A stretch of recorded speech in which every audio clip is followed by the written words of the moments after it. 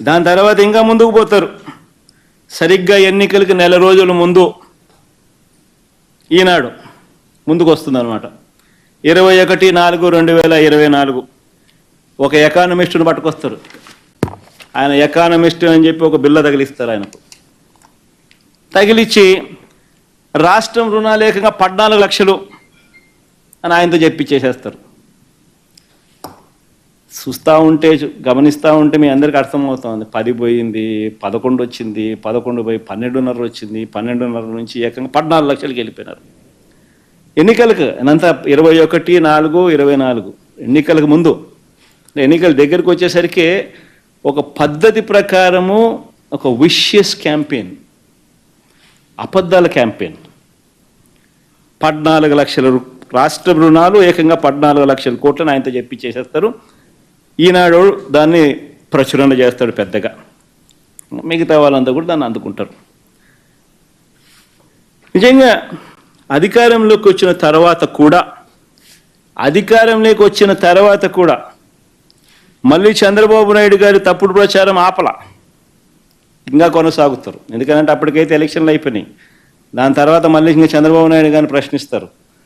చంద్రబాబు నాయుడు గారు మళ్ళా super 6లు super 7లు ఇవ్వాల్సి వస్తుంది కదా. ఇంకా సూపర్ 6లు సూపర్ 7లు ఇవ్వకుండా మళ్ళా ఎగరగొట్టాలి అని అంటే రాష్ట్రం క్లిష్ట పరిస్థితుల్లో ఉంది అని చెప్పి మనం చెప్పాలి కదా. కాబట్టి దాన్ని కొనసాగిస్తాడు చంద్రబాబు నాయుడు. మళ్ళీ ఏంది 10/7/2024 అంటే చంద్రబాబు నాయుడు ముఖ్యమంత్రి అయినాడు. ప్రమాణ స్వీకారం అయిపోయింది, నెల రోజులు దాటిపోయింది. జూన్లోనే ప్రమాణ స్వీకారం చేశాడు.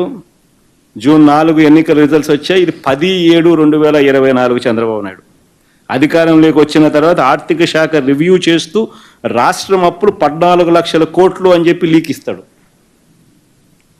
అది ఈనాడు వాడు రాస్తాడు, దాన్ని ఈటీవీ వాడు చూపిస్తాడు. దాని తర్వాత 22/7/2024 అంటే ఇది బడ్జెట్ పెట్టాడు. బడ్జెట్ పెడితే ఇవన్నీ వాస్తవాలు బయటకు వస్తాయి కదా. అప్పులు ఎంత ఉన్నాయో తెలిసిపోతాయి కదా ప్రజలందరికీ కూడా. చెప్పక తప్పని పరిస్థితి కదా. కాబట్టి బడ్జెట్ పెట్టాడు. ఎందుకంటే చంద్రబాబు నాయుడుకి ఇంకా కారణాలు కావాలి. సూపర్ 6 ఎగరగొట్టాలి, సూపర్ 7 ఎగరగొట్టాలి. సూపర్ 6 బడ్జెట్ పెట్టి సూపర్ 6 సూపర్ 7కి సంబంధించిన కేటాయింపులు చేయకపోతే ప్రజలు నిలదీస్తారు. కాబట్టి ఇంకా చంద్రబాబు నాయుడు గారు ప్రజలు మర్చిపోయేట్టుగా చేయాలి. కాబట్టి కొనసాగిస్తాడు. 22/7/2024 గవర్నర్ గారి ప్రసంగం అసెంబ్లీలో. ఓట్ ఆన్ అకౌంట్ బడ్జెట్ పెడతారు, పూర్తి బడ్జెట్ పెట్టరు, రియల్ టైం బడ్జెట్ పెట్టరు, ఓట్ ఆన్ అకౌంట్ బడ్జెట్. దాంట్లో గవర్నర్ గారి ప్రసంగం 22/7/2024 రాష్ట్రానికి కాన్స్టిట్యూషనల్ హెడ్ గవర్నర్ గారు. ఆయనతో కూడా అబద్ధాలు చెప్పిస్తారు. రాష్ట్రం అప్పుడు 10 లక్షల కోట్లు అని అంటూ అబద్ధాన్ని ఆయనతో చెప్పిస్తారు. సరే సంతోషం, 14 లక్షల కోట్ల నుంచి తగ్గించారు, కనీసం 10 లక్షల కన్నా వచ్చినారు. కానీ 10 లక్షలు కూడా తప్పుడు ప్రచారమే కదా, తప్పుడు ఫిగరే కదా. ఏకంగా 10 లక్షల కోట్లు అని చెప్పి గవర్నర్ గారితో కూడా చెప్పిస్తారు. తీరా మళ్ళా ఈ మాట చెబుతూ ఇక్కడ వెరీ ఇంట్రెస్టింగ్, ఈ మాట చెబుతూ చంద్రబాబు నాయుడు గారు అదే ఓట్ ఆన్ అకౌంట్ బడ్జెట్ ప్రవేశపెడుతూ చంద్రబాబు నాయుడు గారు మాట్లాడిన మాటలు ఒకసారి విందామా? అది కూడా ఎంత గొప్పగా చంద్రబాబు నాయుడు గారు మాట్లాడతారంటే ఒకసారి ప్లే చేయండి అబ్బా. ఫస్ట్ నుంచి మళ్ళీ పెట్టుకో, సౌండ్ బాగా పెట్టండి.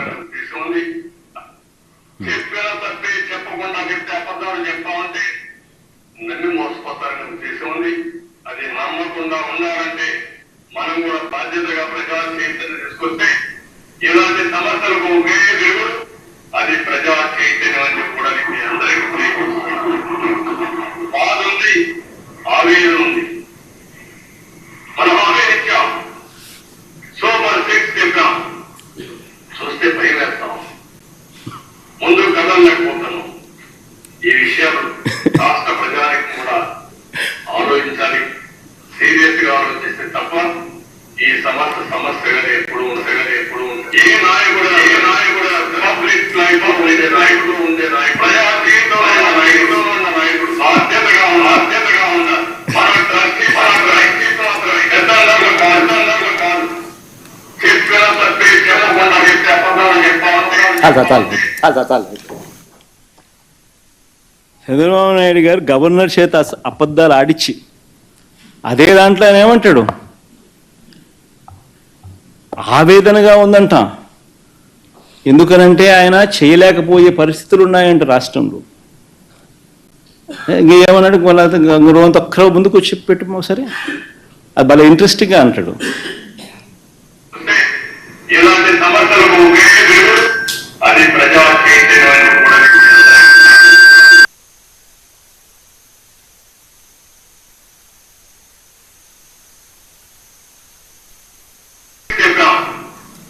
చూస్తే భయం వేస్తాం, ముందు కదలలేకపోతున్నాం. ఈ విషయాలు రాష్ట్ర ప్రజానికి కూడా ఆలోచించాలి. బాధుందంట, చూస్తే భయం వేస్తుందంట.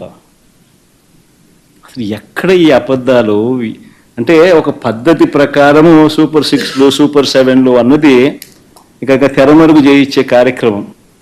ప్రజలతో పని అయిపోయింది, ప్రజలతో ఓట్లు వేయించుకున్నారు, ఇంకా ప్రజల్ని మోసం చేయాలి. మోసం చేయడానికి కూడా మళ్ళీ ఏంది, కనీసం ప్రజలకు మోసం చేసే కార్యక్రమమైనా కానీ కనీసం నిజాయితీతో అయా నేను నిన్ను మోసం చేస్తున్నాను అని కూడా చెప్పలేరు.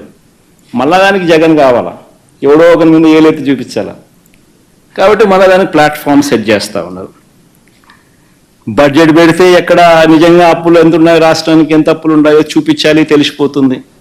ప్రతి సంవత్సరం బడ్జెట్ డాక్యుమెంట్స్లో ఖచ్చితంగా రాష్ట్రానికి ఉన్న అప్పులన్నీ కూడా మ్యాండేటరీగా చూపించారు. కాబట్టి ఓట్ ఆన్ అకౌంట్ బడ్జెట్ ప్రవేశపెడతారు, ఒరిజినల్ బడ్జెట్ పెట్టరు, రియల్ టైం బడ్జెట్ ప్రవేశపెట్టకూడదు, పెట్టరు. సూపర్ 6లు సూపర్ 7లు ఎగరగొట్టాలి అని అంటే ఏం చేయాలి? ఇది బాధగా ఉందంటాడు, ఆవేదనగా ఉందని అంటాడు, కానీ రాష్ట్రం క్లిష్ట పరిస్థితిలో ఉందంటాడు, భయం వేస్తుందని అంటాడు. నిజంగా ఈయన యాక్షన్ చూస్తూ ఉంటే దాన వీర శూర కర్ణలో ఎన్టీ రామారావు గారి యాక్షన్ మీరు చూసారో లేదో కానీ ఆ యాక్షన్ మించిపోయాడు. రామారావు గారి యాక్షన్ నథింగ్. చంద్రబాబు అనే వ్యక్తి యాక్షన్ మామూలుగా లేదు.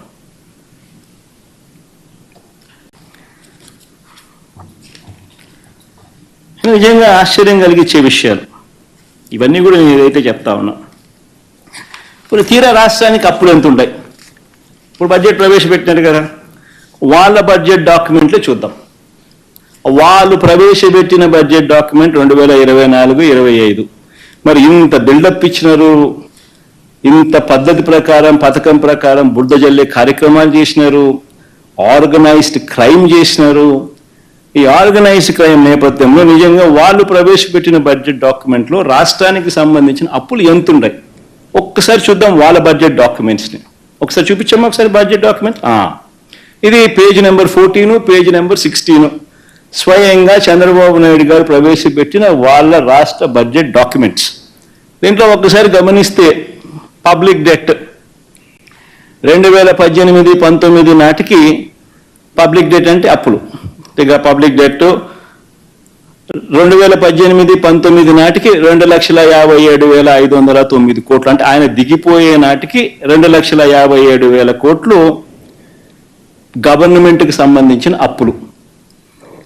ఈ అప్పుకు గవర్నమెంట్ వేరియస్ కార్పొరేషన్స్కు గవర్నమెంట్ గ్యారంటీ కూడా ఇచ్చి ఇచ్చిన ఆ అప్పులు కూడా కలుపుకుంటే ఆ పైన 48,000, ఆ పైన వీళ్ళు 2018-19లో ఇంకొక 55,000 కోట్లు కలుపుకోవాలి.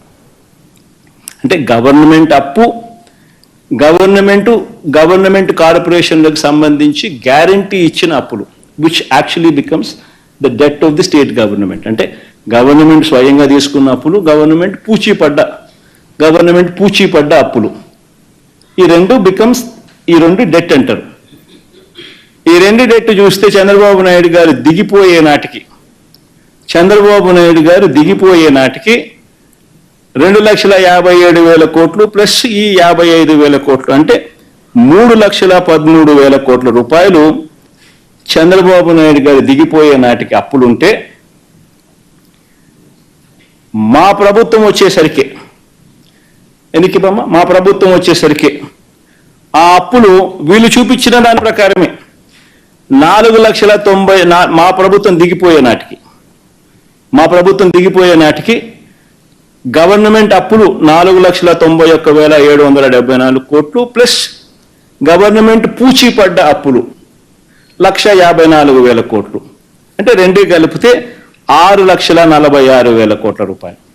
అంటే వాళ్ళ చంద్రబాబు నాయుడు హయాంలో 3,13,000 కోట్లు ఉన్న అప్పులు మా హయాం అయిపోయేసరికి 6,46,000 కోట్లు అప్పులుగా వాళ్ళంతకు వాళ్ళే చూపించడం జరిగింది. మరి ఎక్కడ 14 లక్షలు, ఎక్కడ 11 లక్షలు, ఎక్కడ 12.5 లక్షలు, ఎక్కడ 10 లక్షలు, చివరికి వచ్చేసరికి 6,46,000 కోట్లకు తెంచినారు. ఒకసారి నెక్స్ట్ స్లైడ్ లేక బామ్మ. మరి ఎవరెవరి హయాంలో ఎంతెంత అప్పులు చేసినారు, ఆ అప్పులకు సంబంధించి గ్రోత్ రేట్ ఎంత అంటే కంపౌండెడ్ యాన్యువల్ గ్రోత్ రేట్.